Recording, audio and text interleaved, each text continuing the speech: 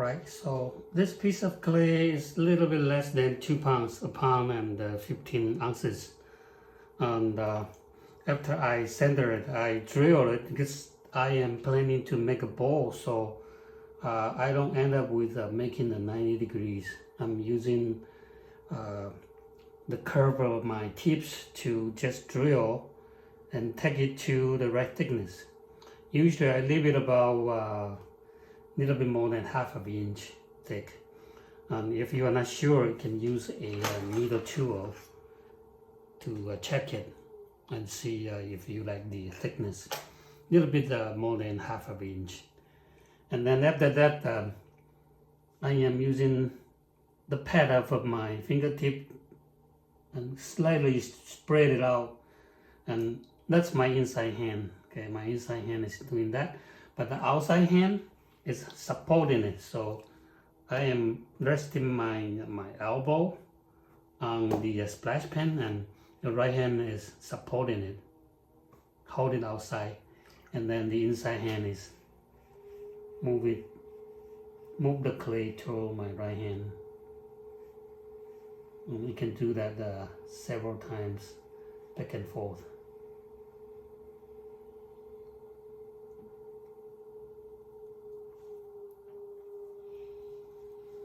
So the curve of the pad is very nicely fitting in there. Of course, very final stage, I will use my rib to compress it. But for now, I'm just keeping the curve. Okay, keeping the curve on the inside of the bowl.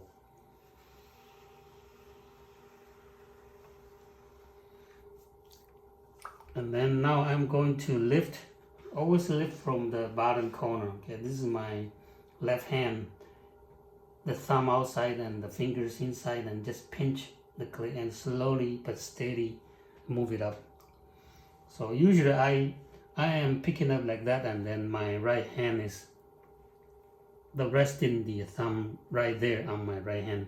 But now I want you to see how my left hand is holding, so I'm just using my right fingertip to hold my thumb.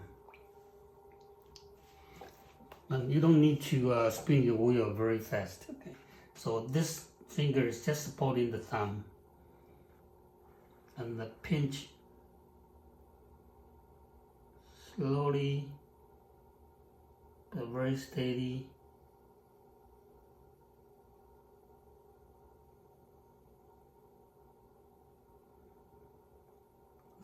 Lift up the wall, and then compress the rim. So this is my initial lifting. I'm going to lift again, but make sure the surface is slippery, so I am just touching up a little bit of water outside. And if you have the slip, you can remove from your fingertip and then coat it back on the inside. Make sure that it is slippery everywhere before your next move. Alright, now my thumb is too short to reach the bottom, but I still want to create the same kind of a pouring method. So this time I'm using my right thumb to replace it, to extend it. Okay, this, and extend it, and do the same pouring. And this finger, okay, this part here is slightly holding on the side of the wall, so that you have a more keep your thumb more stable. And you can tuck your elbow to your body. Okay, your body. Slippery. Extend my thumb, and the same pulling method. Slowly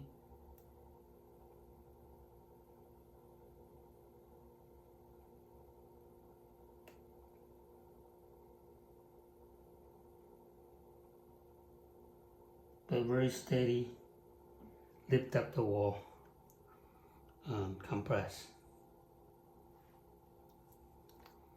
And if you have the slip, you can put it back to work.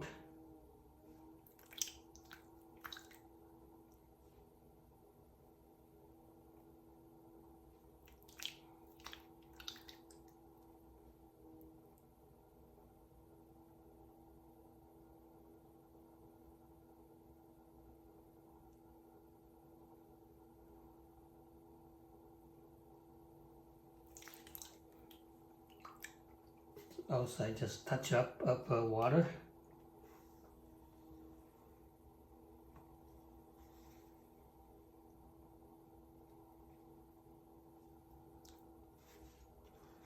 And make sure that you don't have too much clay in the corner. You can use a fingertip to squeeze the corner of the clay. Squeeze it up.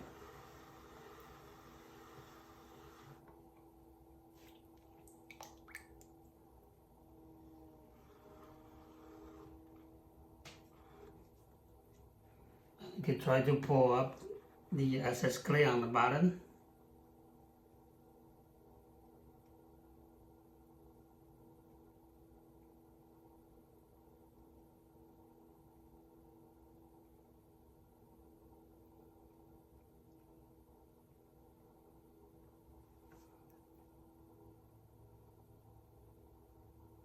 Okay, so now the wall is thin enough.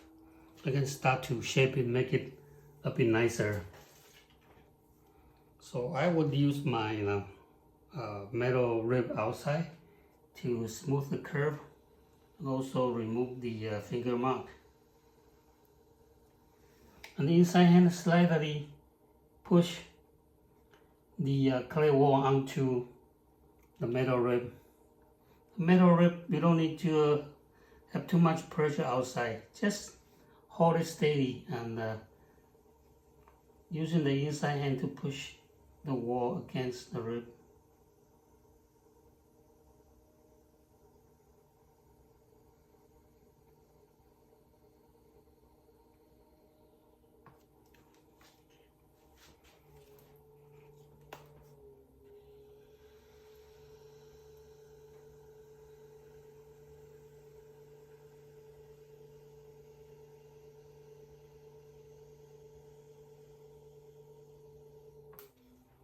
Okay, so I usually take care of the outside first and then do the inside the last. So usually when you pour maybe this part here, you might have a little ridge right around the clay here, the base. So you want to compress it so that the inside curve is nice and smooth. And I usually use my a wooden rib to do that, because this rib, you have very nice curve and it just fit right inside the bottom corner there. Especially compressing the ridge is very, this rib is very useful to do that. So put my fingers there so that it doesn't slip off a finger. Put the finger on the 3 holes there.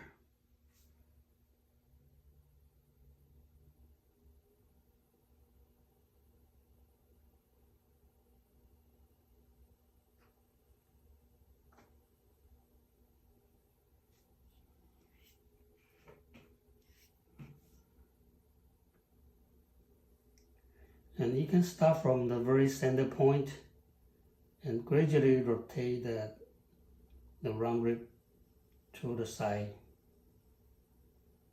And you don't need to spin the wheel too fast. Okay, slowly.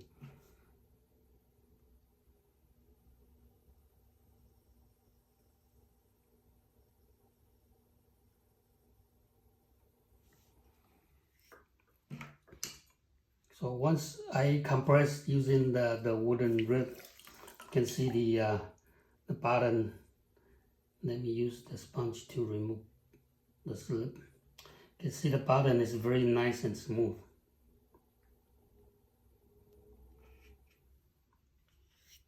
The curve of the bottom is very nice and beautiful. If they're using the wooden rib, the round rib to compress it.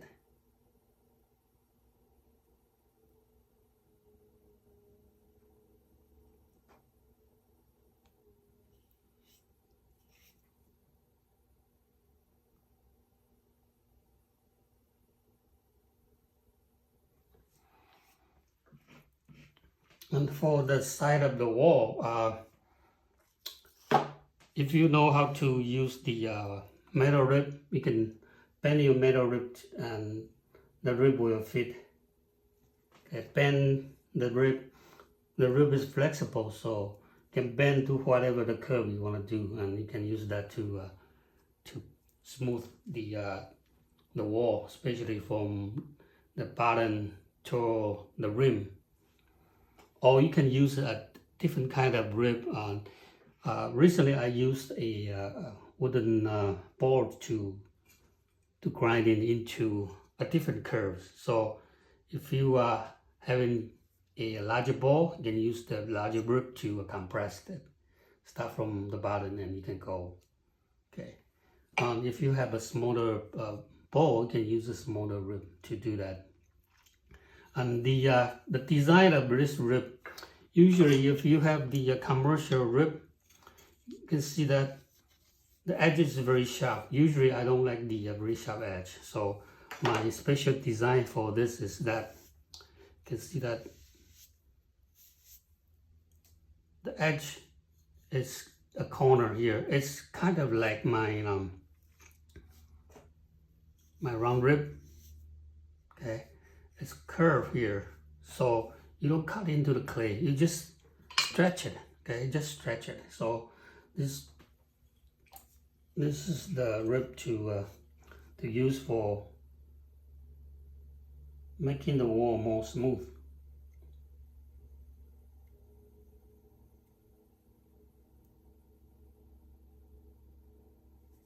Okay, so you can use whatever the curve you like, because I try to build it into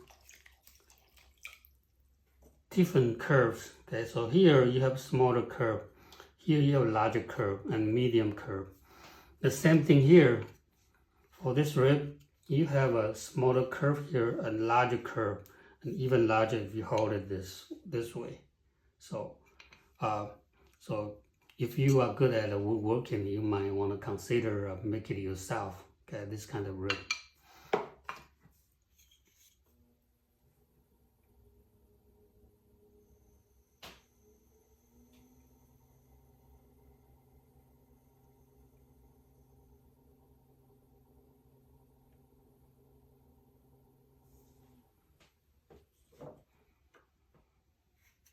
Right, so that's the function of this kind of rib. You can go through inside, and because the edge is not very sharp, so you can compress it easily.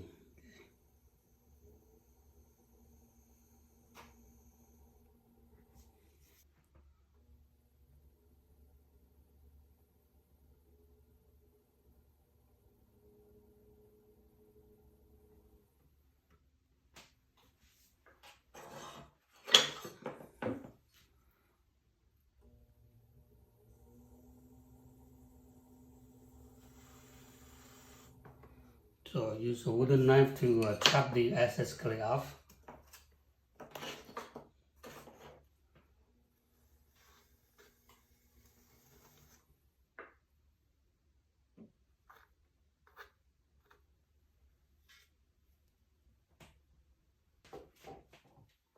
Alright, so I will cut it open to show you what the inside look like after I use the rib to compress it. I use a different kind of ribs, the round rib, the small curved rib, okay, small rib, and then the final stage, I use the metal rib to smooth the inside, because the wooden rib sometimes they have a little texture from the wood, and I personally prefer the inside a little bit smoother. So the very final stage, I will use the metal rib to remove all the texture from the wood.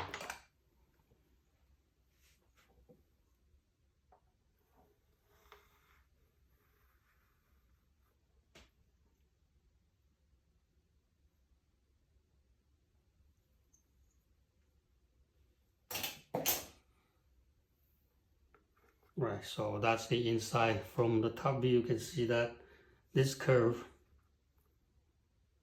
okay, the curve is very nice to follow through all the way from the base to the top. From the side view, you can see that. Okay, this is the bowl. And I care more about the inside than the outside, because outside you can flip over and remove the clay, trim the clay easily, right? Trim the foot, right? Trim the foot. And then you remove the excess clay from the corner and make it thinner. If you want to make a thin ball, okay. If not, you can just trim the bottom corner here, the bottom corner, remove the clay and make it nicer. Alright, so that's the demo for making a nice ball using different kind of ribs, especially the rib that I recently made it. Okay. I haven't used this yet for the larger one, but this one, it works good for compressing the wall, okay, the side of the wall, using that. And this, the round rib, for compressing the inner part.